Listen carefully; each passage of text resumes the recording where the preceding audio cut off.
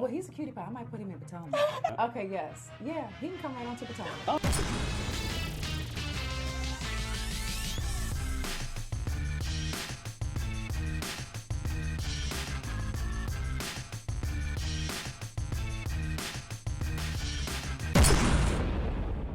Skye Squad, we are back in the building. Yes, and we gotta talk some news and entertainment. Even on vacation, it's got to get done, okay? So chime down in that chatterization and let us know where you're watching from. You know we like to be nosy. We like to know where our people are calling in from and watching from.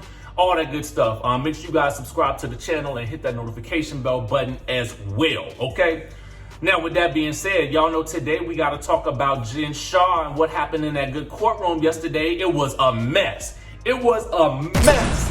A mess, y'all. We're going to get into it. I'm going to let you know exactly what happened. But then we also got to talk about LaToya Alis and her friend Vaughn are giving us some behind the scenes tea about what happened to her at the reunion, allegedly at the hands of that good Ralph Pittman, okay, who is Drew Sidora's husband.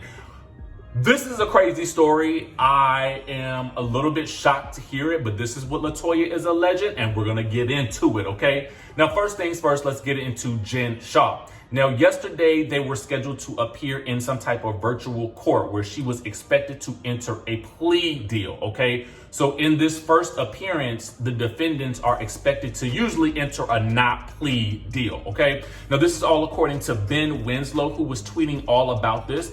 And apparently, this is part of a larger telemarketing fraud case that we talked about, but this was filed in 2019. Now, those business activities that she had been involved in were allegedly happening since about 2012. So it's just in 2019 that this was all starting to be, investigated. Now, 4 of the 12 defendants have already pleaded guilty in this whole situation, okay? And the last person pleaded guilty on March 24th, okay?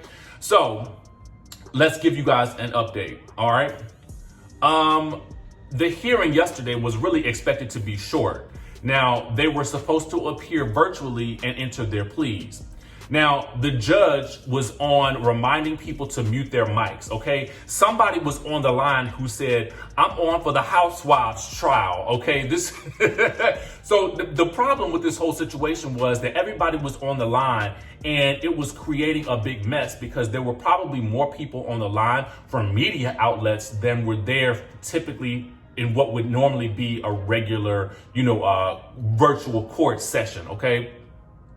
So Shelby Hint said the hearing is with a judge in New York. This is a phone call for media, so no outfit details. So that means that, really nobody was going to be giving like what media outlets they were from.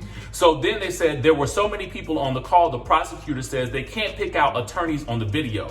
So it was so many people, they couldn't even figure out who the attorneys were for Jen and Stewart, okay? So then the court reporter repeatedly was asking people to mute their mics or to mute their phones.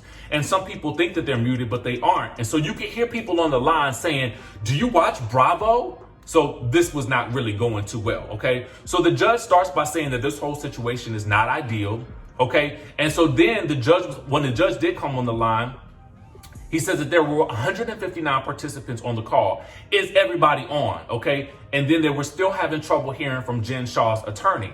So then we find out later that Jen Shah's attorney was having issues with their microphone and they may not even be on the call. So they were trying to then get Jen and the lawyer to come back on the call and then he wasn't answering the phone. At this point, there are 252 participants on the call, not including Jen Shah. She was apparently having problems calling back in. So then the judge says, Miss Shah, can you hear me? And they get no response. So then the judge is asking her to call in as the video conferencing system wasn't even working. So they were trying to then merge calls in some way, shape, or form, but the thing wasn't working. So the judge was asking the clerk to coordinate with the IT department to figure out how to get Jen back on the call. The judge doesn't want to shut the call down because it was a public proceeding. So then they get Sims on the line with the client, but then allegedly they can't hear Shah. And then the judge says this is inadequate. So they adjourned the hearing, and then they set a new date for Friday so that they can, have time to get the IT working. So they moved the court appearance to 11 a.m. on Friday. That's tomorrow, April 2nd, due to technical difficulties. And then they said they heard on the call today that the government is interested in proposing changes to the defendant's bail condition. One of those conditions was that she can't be moving a money amount of over $10,000.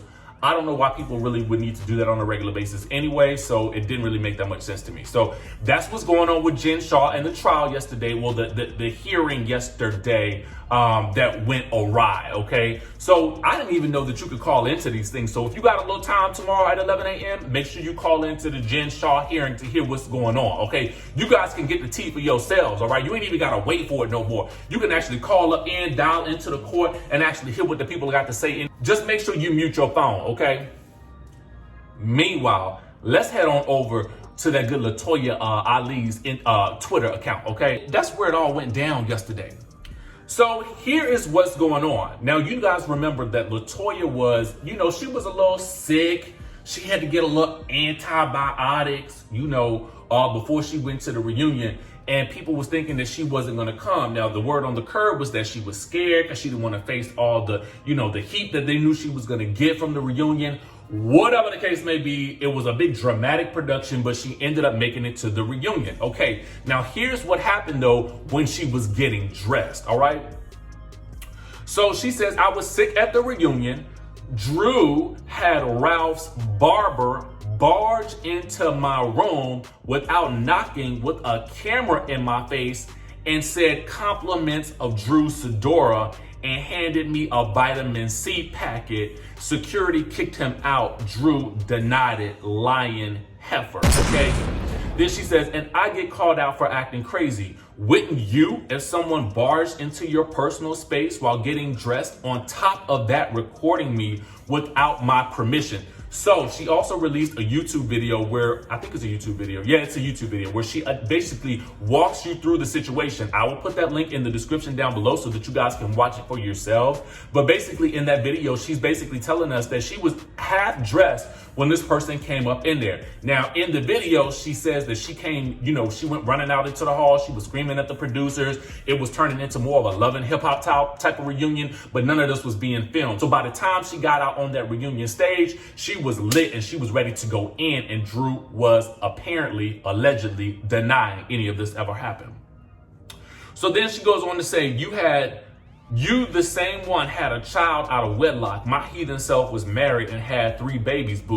Ralph, stay out of women's drama and go back to your side piece's house in Tampa. I'm sure the peach is juicier, okay? And then she said, I can't stand a fake Christian. They are the first to cast judgment, okay? Now, I'm assuming that this has something to do with her, Drew, I guess it's an interesting situation because, Drew herself comes off as quite the religious person. And then, her mom being the pastor, I can sort of understand it. But I think what LaToya is saying is that, you're supposed to be this Christian, but you're casting judgment on me for the things that I do. And LaToya readily admits in her video that she is the person that has been causing all the drama on the show. Okay, so she also says that should explain to you guys why she is not afraid to face the ladies at the reunion. Okay, so I'm just giving you guys the tea as LaToya has given it to us, okay? Now, here's the thing.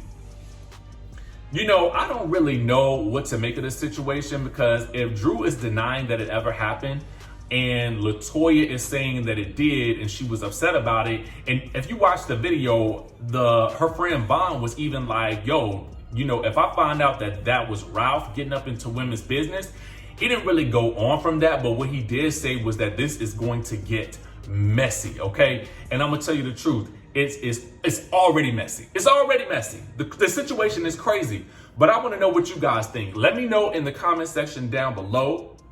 Do you believe this whole situation went down between, LaToya Alis and Drew's or Ralph's barber, so to speak, or whomever it was?